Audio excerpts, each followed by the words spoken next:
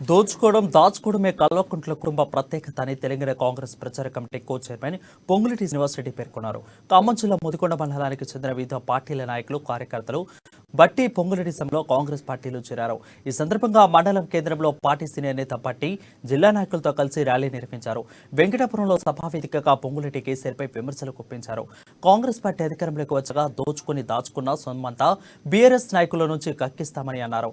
కల్వకుంట్ల కుటుంబానికి తెలంగాణ రాకముందు ఉన్న ఆస్తి ఎంత, ఇప్పుడెంత అని ప్రశ్నించారు. ప్రాజెక్టులకు రంగులేయడమే అభివృద్ధి అని ప్రశ్నించారు.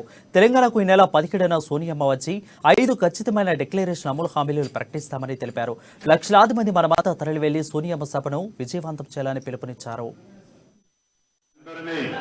కాంగ్రెస్ పార్టీ మీరు కష్టకాలాల్లో ఉంటే, మీరు ఇబ్బందుల్లో ఉంటే మిమ్మల్ని కాపాడుకుంటది అనేది ఈ వేదిక మీద నుంచి బట్టి గారు, నేను, మిగతా మిత్రులందరం కూడా మీకు ఒక భరోసా ఇస్తున్నాం.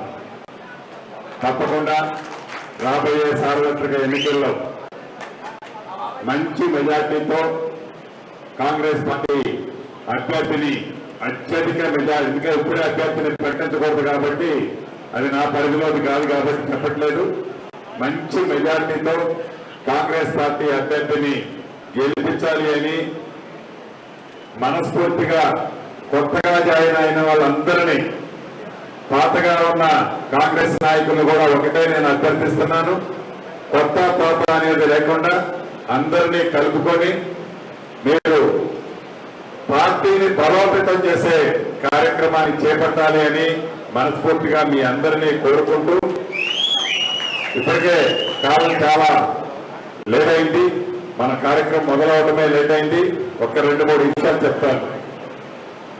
17వ తారీఖు నాడు శ్రీమతి సోనియా గాంధీ గారు, రాహుల్ గాంధీ గారు, ఖర్గే గారు, ప్రియాంక గాంధీ గారు, కాంగ్రెస్ పార్టీ దేశంలో ఉన్న ముఖ్యమంత్రులు అందరూ, అదే రకంగా సిఎల్పి నాయకులు, దేశంలో ఉన్న అన్ని కాంగ్రెస్ పార్టీ రాష్ట్ర అధ్యక్షులు